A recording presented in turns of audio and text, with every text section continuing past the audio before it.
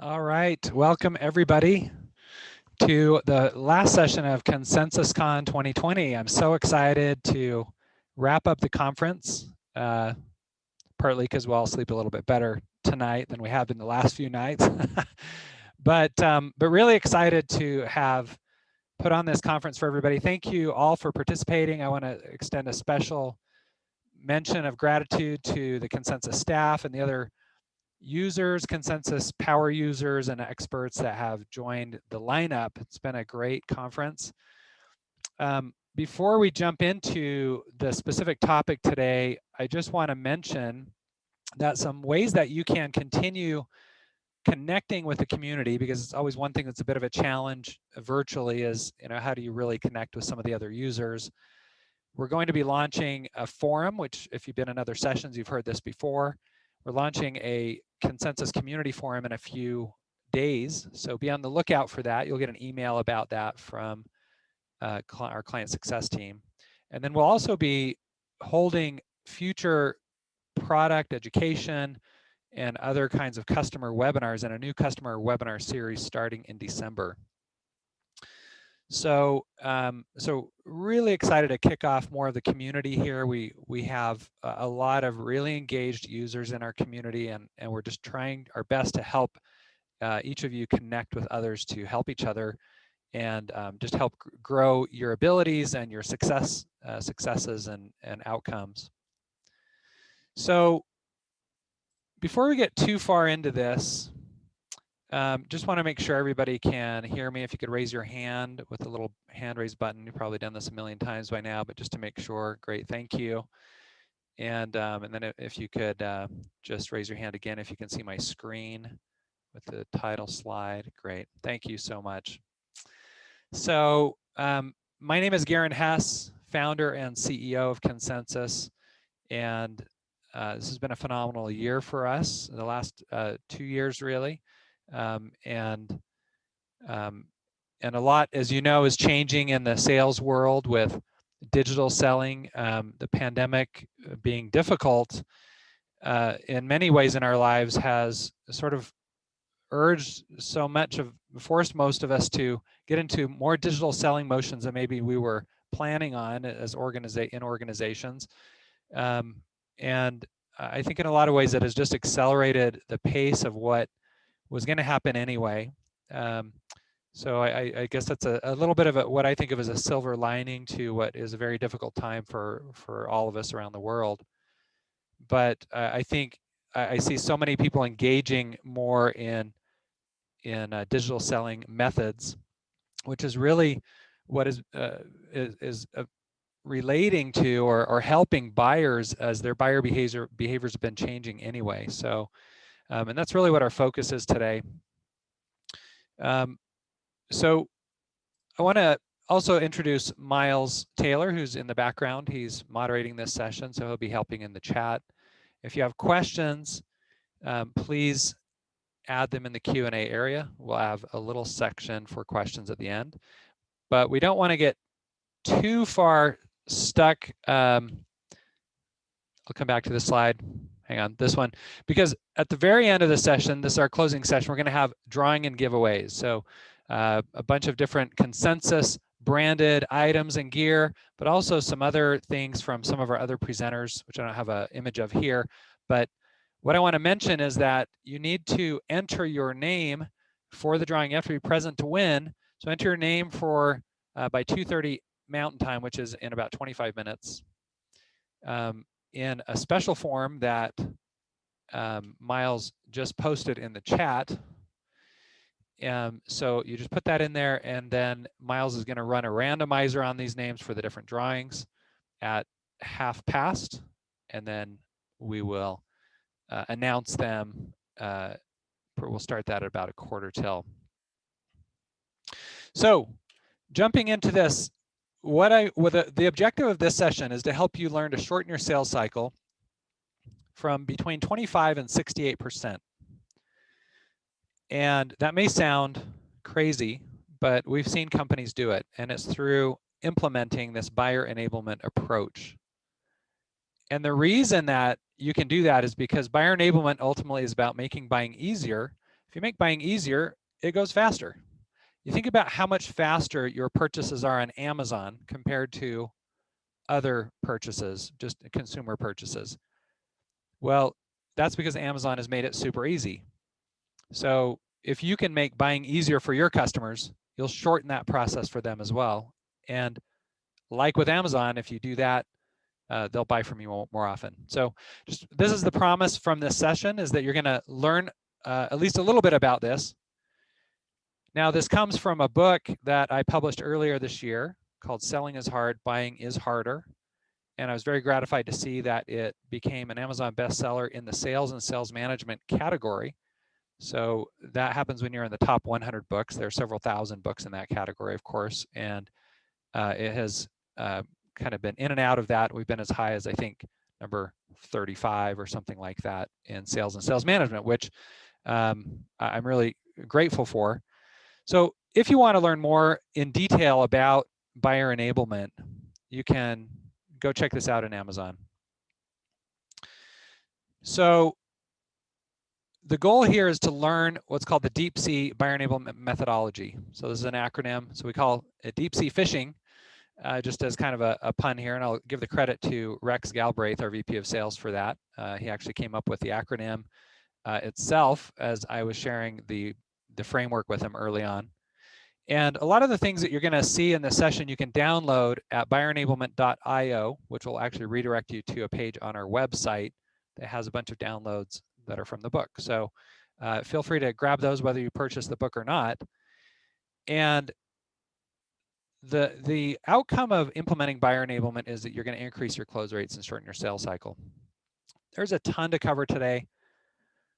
There's so much to unpack with buyer enablement, and Todd Jansen from Salesforce gave a session yesterday, which was great and had some interesting perspectives on it. So I encourage you to watch that as well if you want to hear about how somebody's implementing buyer enablement inside a complex organization.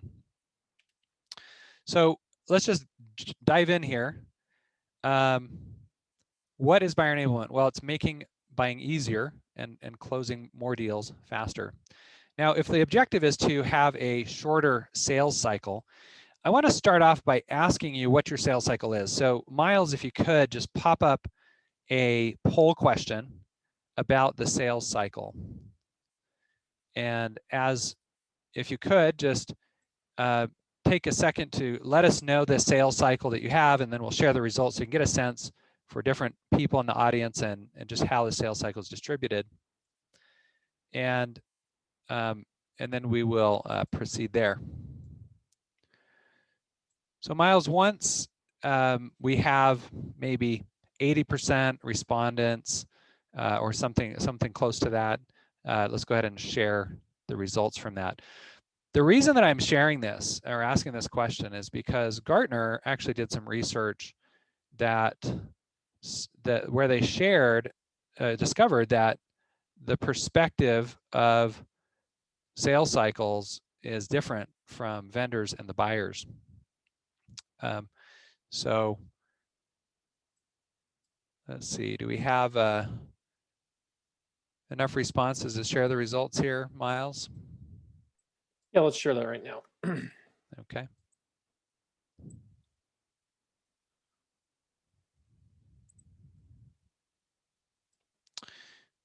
Okay, so you can see we've got kind of a broken down, almost 20% of you 1 to 3 months. That's really short. So nonetheless, you can still shorten your sales cycle further.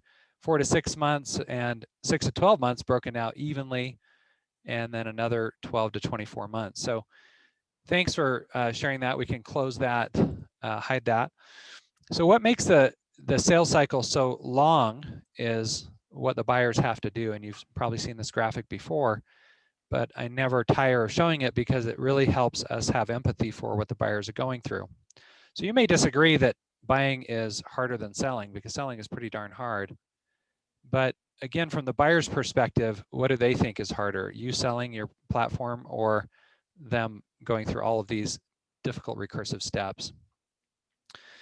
The disconnect between sales cycles and perception is that a lot of buyers think the sales cycle is 4 to 6 months, and the average buying time that Gartner says the buying cycle is something like 16 months.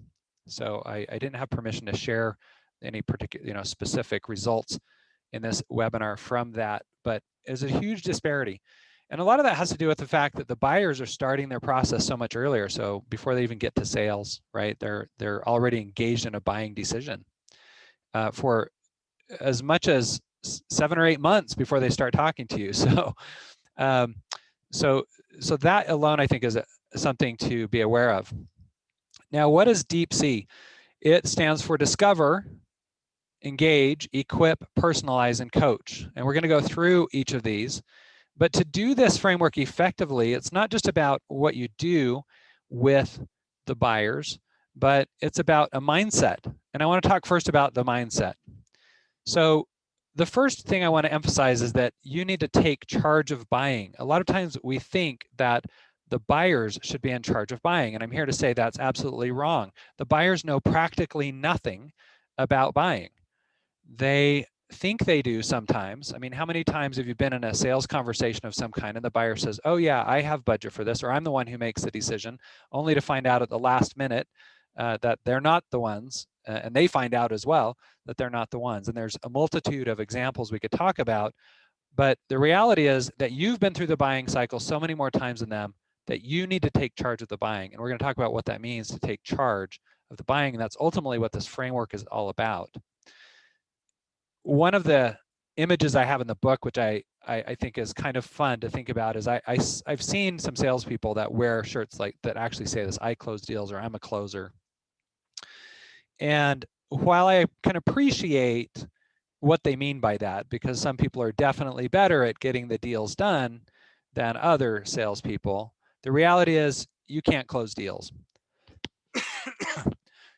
There is no such thing as a closer on the sales side, because the only closers that exist are the buyers. They're the only ones who can sign the contracts. So what I wish these t-shirts would say is, my buyers close deals, or I'm a great coach for buyers. I'm an excellent buying coach. So that's just a little tongue-in-cheek there. Another thing I like to say is there's no such thing as a complex sale, and that irritates some sellers because they have very complex processes they have to go through to get a deal done. But my point here in saying that is there are only complex purchases, right? There are no complex sales. It's only complex purchases. So and a lot of people will say, well, yeah, it's just two sides of the same coin. Well, it's true, but you're not going to make any improvements in buyer enablement unless you think of it as a complex purchase. Instead of saying sales cycle, say buying cycle or buying process. Instead of saying complex deal, say complex purchase. Or complex sale, say complex purchase. It helps shift the mindset. So how, in a nutshell, does buyer enablement help shorten the sales cycle? Here are two different graphics that just give you the general approach. And these are fairly simplistic, but it gives you this idea. So in a traditional model, you've got stakeholder after stakeholder popping up month after month. And the goal with buyer enablement is to discover and engage those stakeholders as early as possible. And we'll talk more about that.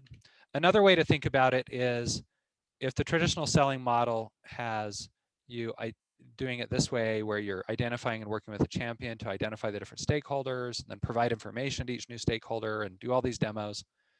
Well, the buyer enablement model is to identify and work with the champions and use technology-enabled buyer enablement, such as demo automation and consensus, to discover and engage those stakeholders as early as possible. And as you do, you engage them with that content really early, and it can have a dramatic impact on the sales cycle. As a simple example, when we first created Consensus, I mean, literally it was out of beta for less than a week. And we started using it in our own sales cycle. And I was on the phone, and it was the very first call, and we were experimenting with how to use our own technology. And on that first call, I had 12 different stakeholders for that company. And the very first one, they had shared the demo with that many people, and they all got on this call. Now, you aren't always going to get all the stakeholders on a call, but you can with certain methodologies, discover and engage those stakeholders much faster in many of your deals. And again, I'm not going to promise you that this is going to happen in every single deal, but imagine if you can get it to happen with, you know, even a fifth of your deals or a quarter of your deals, how much of an impact it would have on the close rates and the sales cycle. So when I said you can do it, other people have done it. I want to share an example of Advanced MD. At the time they started using Consensus, they were part of ADP. And so we now have customers, ADP and Advanced MD, but Advanced MD is a mid-market company selling medical software for doctors' offices. And they had a sales cycle that was taking too long. They had a hard time getting a hold of all the stakeholders. So they had multiple doctors they'd have to get a hold of, office managers, nurses would have to weigh in, and doctors are notoriously difficult to get a hold of. Well, after they implemented buyer enablement strategies and demo automation in that with those strategies, they were able to shorten the sales cycle by 68%. That was kind of a jaw dropper for us. We knew that it would help shorten the sales cycle, but this is kind of an outlier. So a lot of our customers report maybe a 25 to 35% reduction in sales cycle. So that would be more along the lines of what you can expect, but it is possible if you're really diligent and have created the right kinds of content to have a dramatic reduction. So in terms of the mindset, the customer focus and buyer empathy is one of the first things to think about. And there's this great graphic from Gartner about the prospects universe. And you can see it's got me, meaning the buyer, at the center. They've got their family, what they care about, then their staff, their team, their boss, potential vendors and current vendors. And then you out here who is a prospective vendor is kind of way out here like Pluto. So if we don't really understand how the buyer's thinking, it can really get us off on the right foot.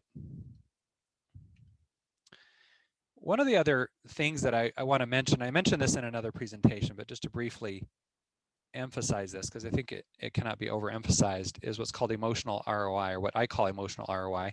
I coined this term in a blog article years ago because it's not just about the financial ROI. We often think of the financial ROI, but the buyers subconsciously are weighing the emotional risks present when they make the purchase compared to the emotional rewards. So what are the emotional risks the buyers are taking? Well, predictability and stability. They already have something that's working. It may not be working the way they want, but it's very predictable probably. They're risking their peer reputation if they bring in a new technology or new solution. They're risking their current workload, current projects, and work-life balance can go really out of whack if the implementation is really heavy. So how do you overcome these kinds of emotional risks? Well, they need to believe that 1, their reputation is going to grow. 2, it will make them upwardly mobile. 3, it won't put current projects at risk, or if it does, that they can deal with the risk well enough. And then that won't hurt outside relationships or interests. So you're going to have to find out how to do that. And there's some recommendations in the book, for example, but one of the key ones that I recommend is an implementation guide that has very detailed information about what they have to do to implement effectively.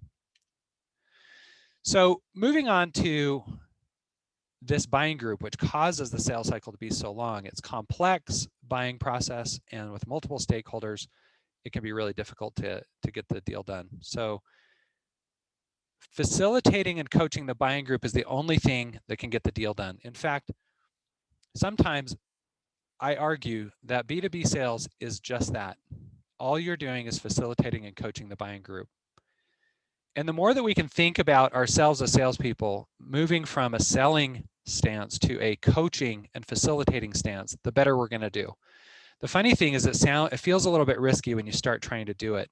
But the reality is, if you're just reducing the friction for them to get the tasks done that they need to accomplish.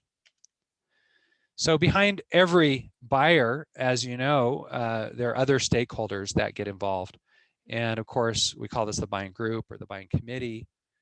And there's been a lot of research done on the size of this buying group. It started out at 5.4, if you remember, a CEB study back in 2013, and then it went up to 6.8 8. We did our own study, I think, in 2015, and it came out to 6.2. Gartner says that IT purchases, the average is 13 to 14. So if you really dig into the buying group, they can be quite large, and it makes it very difficult to get these done. How important is it to discover and engage those decision makers? Well, the Miller-Hyman group, which I think this was published in CSO Insights, did this study, and in a large deal, we always gain access to decision makers. The world-class respondents said, as you can see, 80% plus always get access. The all respondents group was much less. So if you want to move your selling approach to a world-class model, you really, really have to get better at discovering and engaging and getting access to those key decision makers. We recently had a large deal that we closed, and it was only after we really assertively asked for access to a key decision maker that we got the traction we needed right at the very end. And thankfully, the champion was bought in enough to make that introduction for us, and that helped us get the deal over the finish line. Another analogy I use to talk about decision makers and stakeholders in the buying group is a multi-point approach to keeping a hold of the football. So we're in football season here, and it's quite often that you see people running around, running backs, quarterbacks in particular, when they run off with the ball, or just running wildly with the ball hanging out there, and everybody holds their breath hoping that the ball doesn't get stripped.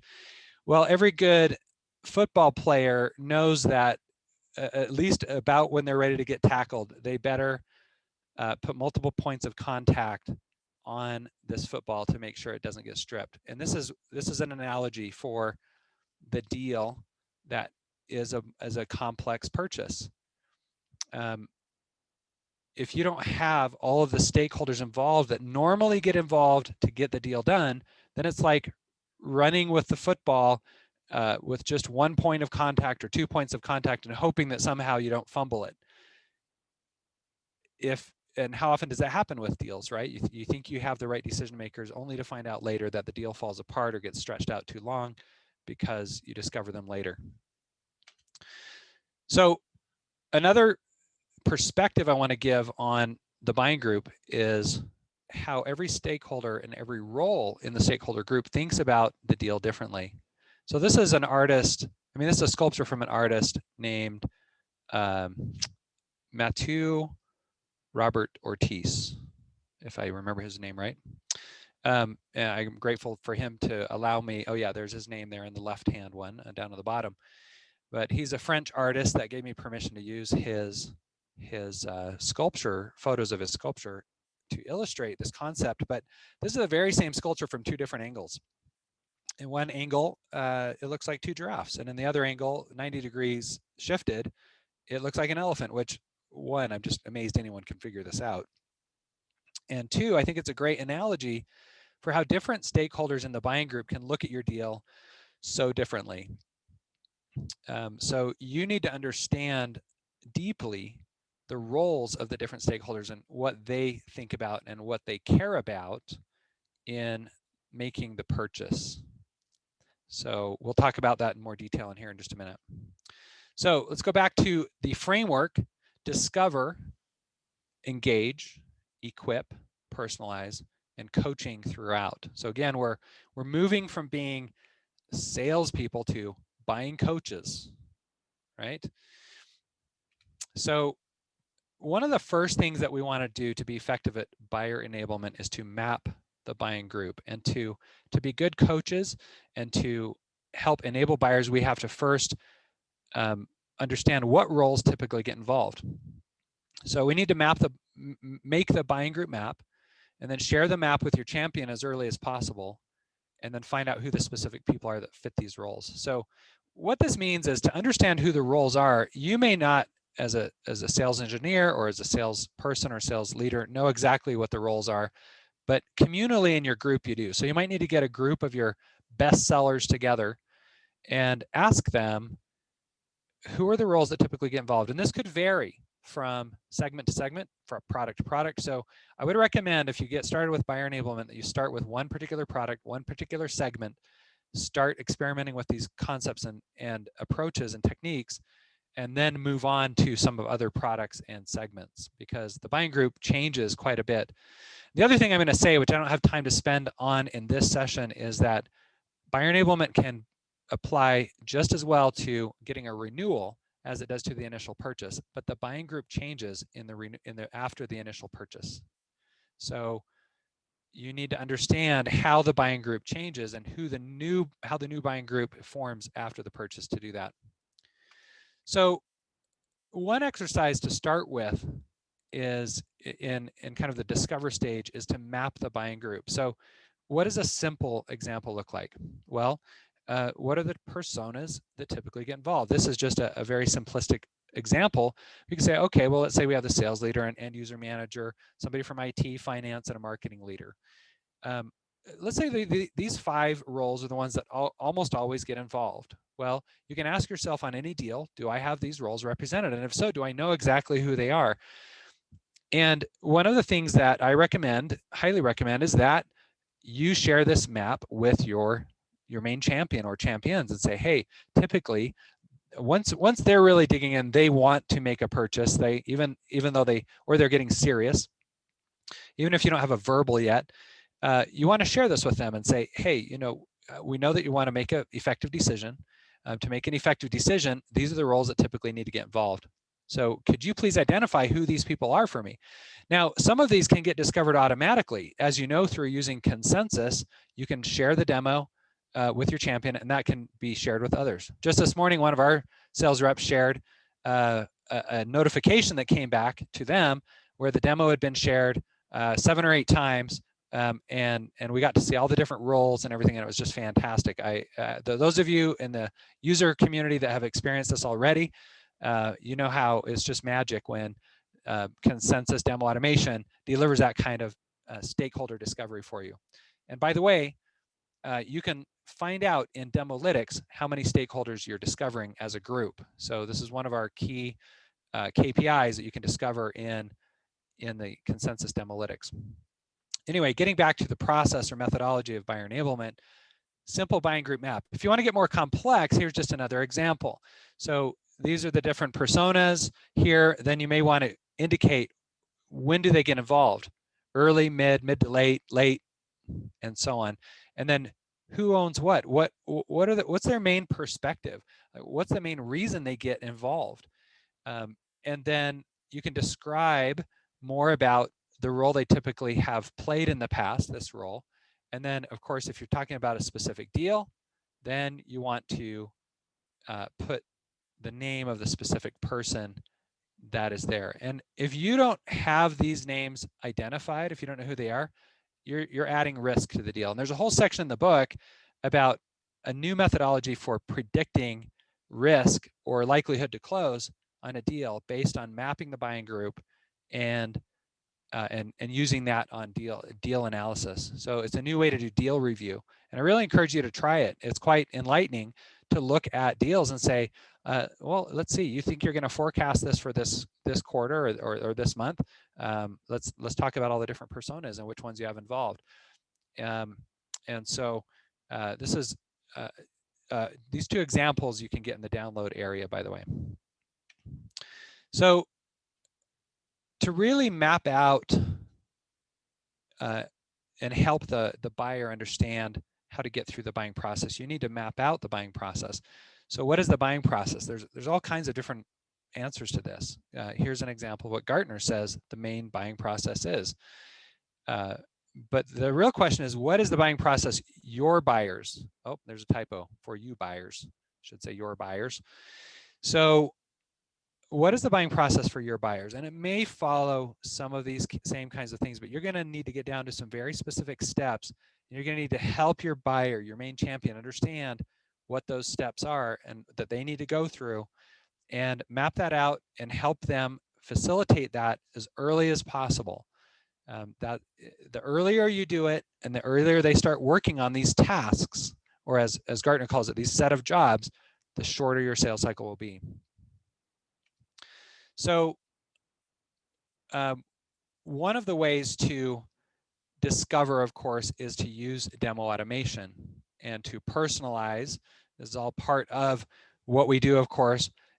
Consensus helps you discover stakeholders, and it helps personalize to each stakeholder. So technology like Consensus can help you automate this process. But if all you do is use Consensus to automate demos, but you don't really have a buyer enablement methodology, you're only playing with half of the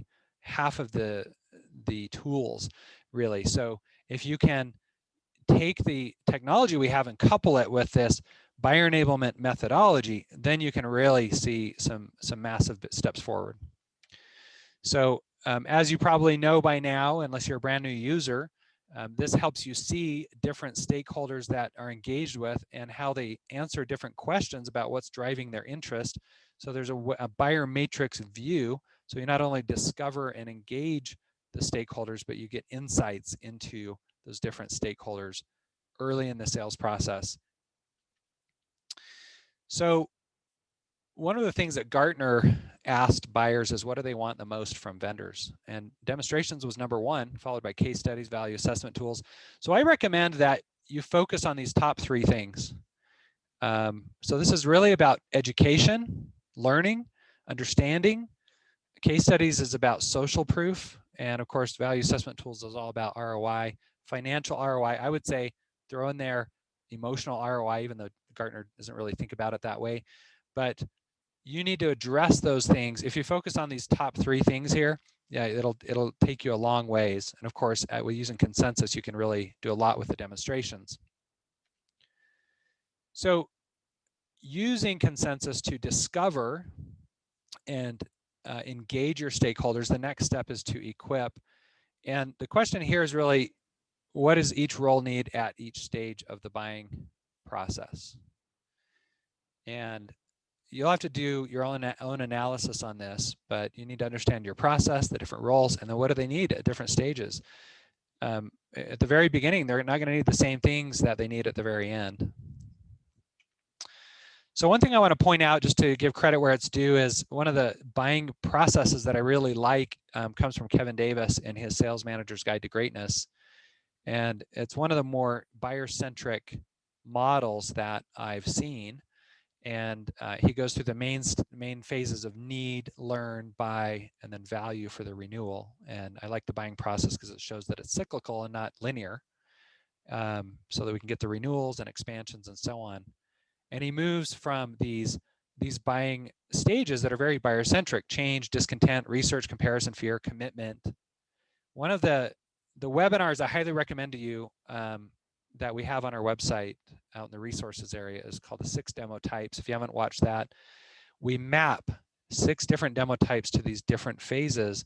And as you think about the buyers, they go through these phases, what do they need? What types of demos do they need? What kinds of education and other kinds of documents and collateral do they need, right?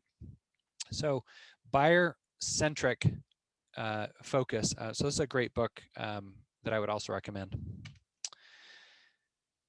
So if we look at it from that perspective and you map the different stages of the buying process, and this just goes through the ones up to the initial purchase, so the first 6 steps. This is one way you might think about it. If these were the 4 different personas, you can say, well, what are the different ways that they, what kinds of things do they need at different stages? And I'll let you look at this in more detail just in the interest of time on your own. But hopefully this gives you a sense for how you map out some of the things that they need at different stages.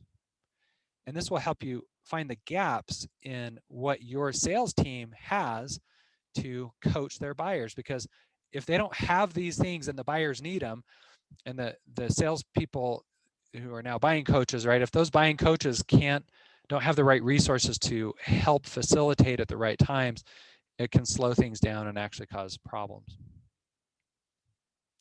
One of the biggest things, of course, is just supplying them with an interactive video demo and different types of demos at different stages. And the thing is, your champion's going to go sell for you anyway. So your champion is really in charge of selling. You're in charge of the buying. Your champion's in charge of selling. Your champion, even though they don't know how to do it well, they will go sell for you. And you can't keep them from doing that. If they're a real champion, they're going to go talk to tons of people, and it's up to you to help them do a good job of it. And that's another way to think about buyer enablement, is how do you equip the champion with the right kinds of information at the right times for them to go sell to all the other stakeholders, right? And that's what demo automation is all about, is you say, hey, champion, here's this demo, share it with all your stakeholders. And that's all I can say on that point right now, but go look at that 6 demo types webinar. So another one on the equip side is social proof. And I want to spend just a bit of time on this because I think we missed the boat on this quite a bit. So one thing that I recommend that you do is list the different personas and the different use cases that you have, and then map out what your what case studies you have for different personas and different use cases, and to help you see what gaps you might have. This could also be by company size, for example. You don't want to have the CEO of a Fortune 500 looking at social proof from a CEO at a 100-person company. And that's a pretty obvious example. But if you haven't ever sat down to map out what case studies you have, what ones you don't, to match up to the different product segments, segment sizes, and industries, and so on, then you're not maximizing the buyer enablement, right? You need to try, it's all about personalizing the experience. And demo automation can personalize the education, but you need to personalize as much as possible the social proof as well. Okay, and speaking of personalization, that's what the P stands for in Deep C. And so we're on to this last step of the main cycle, which is personalize. And so the question is, how do I equip and coach the champion in a way that they can deliver personalized education and complete the tasks they need to throughout the buying process? So that champion has so much to do. They need to deliver personalized messaging, personalized product education, personalized social proof to the different stakeholders. One of the key things here is to anticipate what their needs are before they need them. So if your champion's going to go talk to a C-level executive, you should make sure they have information about, here's what C-level executives need. Here's what they generally, the questions and concerns, doubts, objections that they typically have. Otherwise, it's like sending them into the lion's den. You're going to have this very enthusiastic person going in there, and they get ripped to shreds, and their enthusiasm gets chopped to pieces because they weren't prepared for all of the objections that come up. So if you can equip them with that information and help them bring that up in an educational way before the objections come up, we call that preemptive strike, then that can really reduce the sales cycle. Gartner says that sales cycles are extended by 2.6 months because of objection handling. That's a long time. If you could just handle objections better, then you're going to shorten your sales cycle. So all that really is educating them before the objection comes up, right? So if you know objections typically come up, don't wait for them. And I know this seems scary because we don't want to talk about objections if we don't have to, but really it's about educating. What should your buyers actually be thinking about? And if you're not willing to educate them on what objections typically come up, then you're not really in a buyer enablement mindset. You're in a selling mindset, and you're trying to sell rather than educate, right? So there's a lot that could be said there, but we'll leave it at that for now. So the last big step, which is something you do throughout, is the coaching. And the process for coaching is to recommend, based on your experience, recommend what the champion should do, then ask them to commit to doing it, and then facilitate their ability to do that. So it could be something like this. Hey, in the past, one of the things that has always come up is X, Y, and Z. And I highly recommend that to address this before it comes up, that you do this other action. Would you be willing to do that? And okay, the champion says, sure. okay, well, and the way I can help you do that is here's some information that you can share with these other stakeholders or whatever it might be. So recommend, commit, and facilitate. So the recommending may be done in something like this. In my experience, I've found I strongly recommend. As we've worked with other similar firms or similar customers, we have seen such and such. That's why I'd like to propose that we do this. Notice the assertive approach. It's what I call assertive leadership. And one thing I find missing among salespeople quite often is a willingness to risk assertive leadership. And it's because we feel like, oh, the buyer, might feel like we're bossing them around. And it's true, if you're not tactful about it, they might. But if you're tactful but still assertive, buyers actually like it. It actually builds trust. It doesn't erode trust, it builds trust because it comes across as very confident. Oh, they've been through this process before. You think about that complex maze of tasks that the buyers have to go through. If they've got a coach or a guide that can help them through that, and they feel confident from that guide, confidence coming from that guide, they're going to be more likely to take these actions. And as they see those actions yield results, they'll continue to trust you even more. So if you don't mind, can I offer some advice about what I see as the most effective process? And so on. So what are the kinds of things that champions need to commit to? One of the sections I have in the book is how do you identify whether you have a champion or not? This is just a quick list of some of the things that champions need to be willing to do. If they're not willing to do these things, they are not your champion. So just telling you that they're excited about your product, that they love your product, that they like talking to you, that they look forward to helping this, get to a decision, that's not a champion. A champion is only when they take risks. And once they take the risks by doing some of these things, then for example, a simple one is if they'll share the demo with other stakeholders, right? Sharing key content, that's one of them. So then you know you have a champion. So there's, again, a whole section in the book on how to identify champions and so on, but too often we think we have a champion just because somebody's enthusiastic. Feelings are nothing. It's all about the actions they take. So how do you get them to commit? How do you be politely assertive? Would you be willing to? That's my favorite one. Would you be willing to do X, Y, and Z? And just simple, straightforward asking. This is something best done by you as the internal advocate. Could you do such and such? So that's a quick blitz. I know I've shared a lot. Hopefully it was helpful. I want to emphasize that we see regularly customers shortening their sales cycle by as much as 25 to 68%. So others have done it, so can you. It's not easy because you've got to change your focus, not only your focus, but the focus of people on your team if you're in a leadership position. And this can be, buyer enablement is something that can be done by sales engineers, by salespeople. It really depends on what role you have to play. There are different aspects to it, but I want to encourage you to take action and not just listen to this and go, oh, gee whiz, that's interesting, but to really think about how you can change the approach into buyer enablement rather than selling. And I promise you that if you do it, you'll see some big changes in not only the sales cycle, but the close rates. So again, just want to emphasize, you can get a lot of this information just for free at downloads at buyerenablement.io, which will actually go to the ConsensusCON website, but it's this long URL. So this is just easier to type in and go do that. So I encourage you to do that if you want some of this. And then of course you can find this book if you'd like on Amazon.com. And we're actually going to give away some of this in a little bit. But beforehand, let's go ahead and have just a few minutes of Q&A, maybe 5 minutes of Q&A. Miles, do we have any questions that have come up? Yes, got a couple here so far. Feel free to keep throwing those in, guys. First one, you shared a lot. Where do I start with buyer enablement?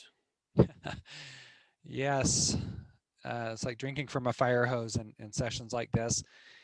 Where do you start with buyer enablement? Well, the place, like I said, you need to start with one segment, one industry, one product. So don't try to just change everything you're doing. You might even start with just one particular team that gets excited about this and experiment with this approach. And then when it comes to how do I start with this in Consensus? I recommend building a micro demo. So if you look at our 6 demo types webinar, you'll see there are 6 different types of demos, 5 of which can be automated, 1 of which we don't recommend you automating, which is the main deep dive technical demo that sales engineers need to do.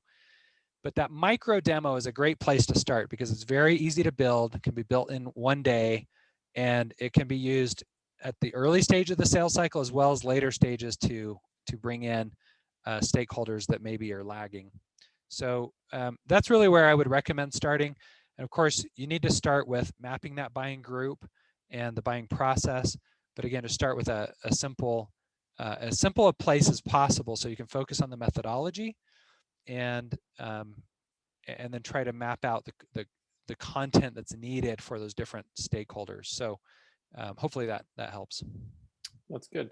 Another one here. Are there things you should do to track differently in the CRM?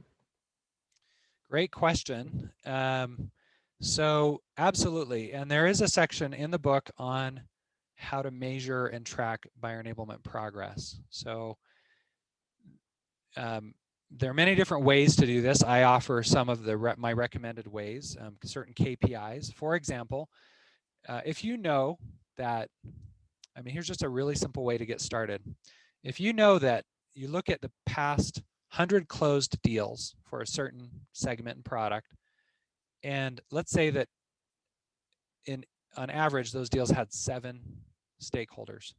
Well, if you then if you can track the number of stakeholders in your CRM, and you look at your current deals and say, well, how many of them have 7? This is the simplest way, and it's not bulletproof, but you say, oh, this deal only has 4 stakeholders involved. Well, there's risk right there, right? So that's a really easy way to start looking at what deals are close, and that's not even mapping the roles.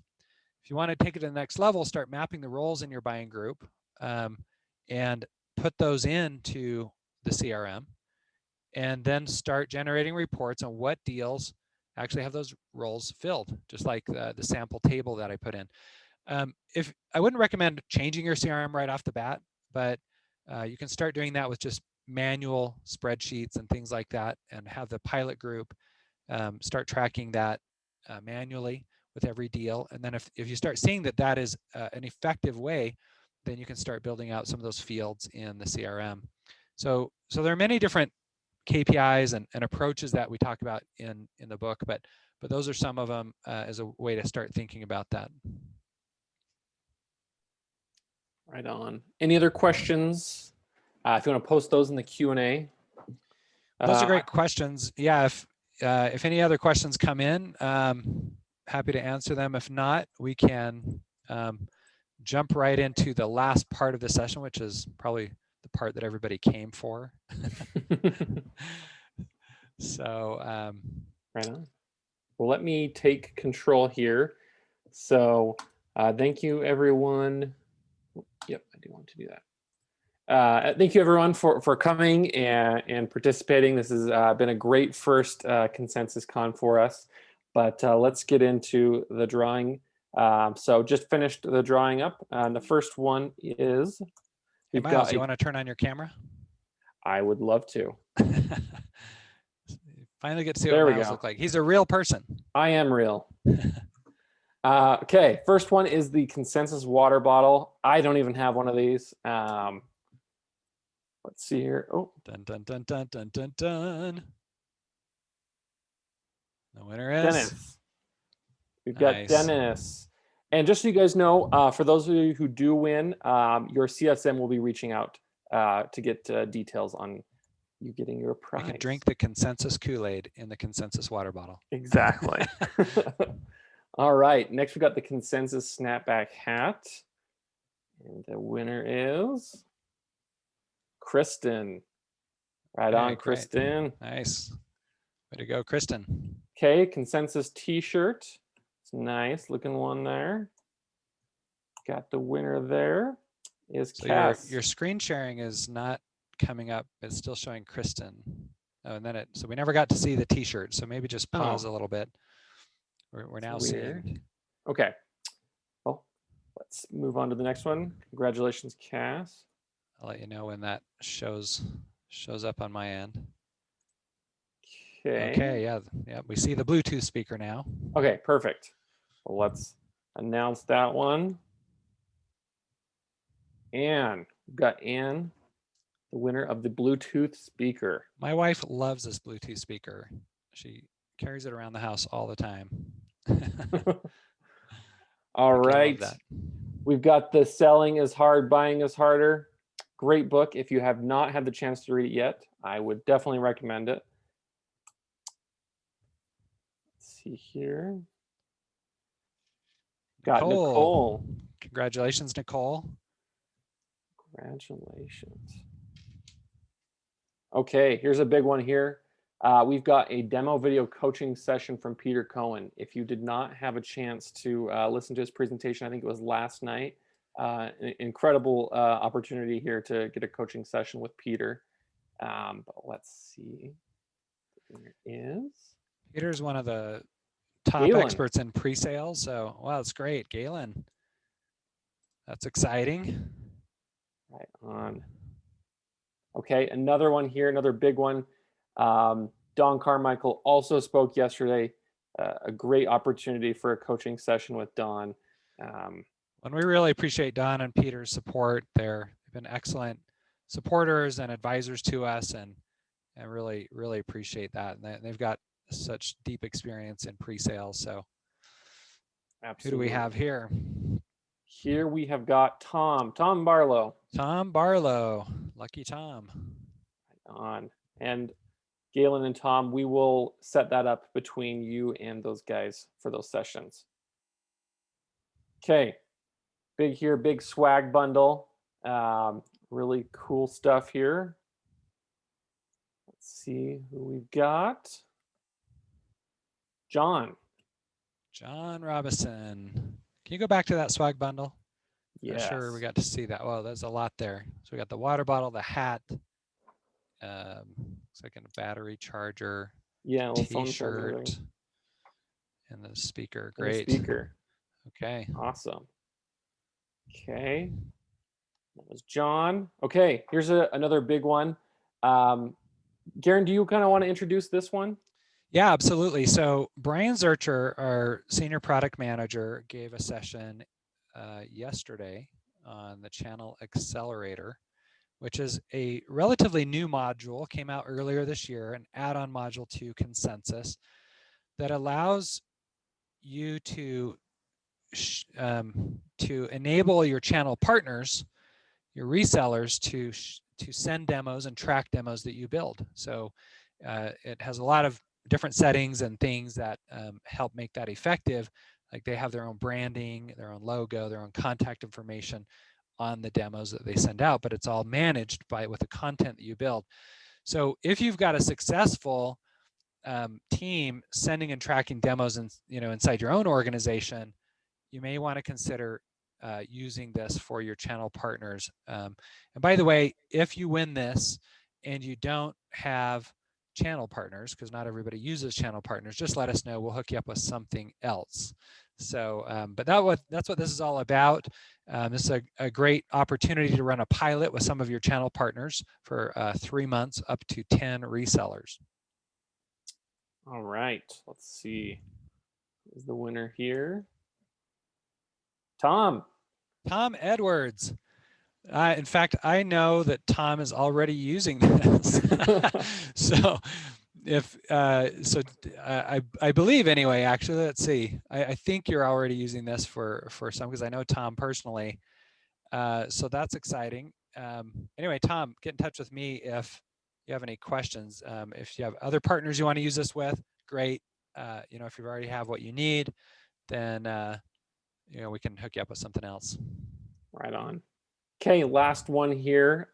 We've got the premium swag bundle. So not only do you get all the swag items from the previous one, we also have that coveted 25 licenses for 90 days. That's gonna be pretty big, very coveted item. Let's see who is the lucky winner. This is the big one. All the swag, 25 licenses. We've got Jeff. Wow, congratulations, Jeff. Congratulations. Right on. Well, And like I again, if mentioned, for some reason, sorry to interrupt, but if for some reason, Jeff, you don't have 25 more users you need it for, let us know. We'll figure something out. But hopefully this gives an opportunity to expand into some other teams and things. definitely. And then you guys will we'll have your CSMs get in touch with you so that we can get those items shipped or set up for you. But really, thank you guys so much on behalf of the CSM team, at least. We love having this conference. We look forward to seeing you in the webinar series in the coming months. Yes, thank you, Miles. And thanks, everybody. And thanks to the whole Consensus staff who's been working many long hours to get this put together. We'll also have these recordings made available of the different sessions coming out in the next few days. So if you have team members that were not able to attend and you think that some of this information would be useful for them, be on the lookout for the announcement about the recordings. And that way they can, quote unquote, participate in the user conference after the fact. So thanks again, everybody, and have a wonderful rest of your day and week.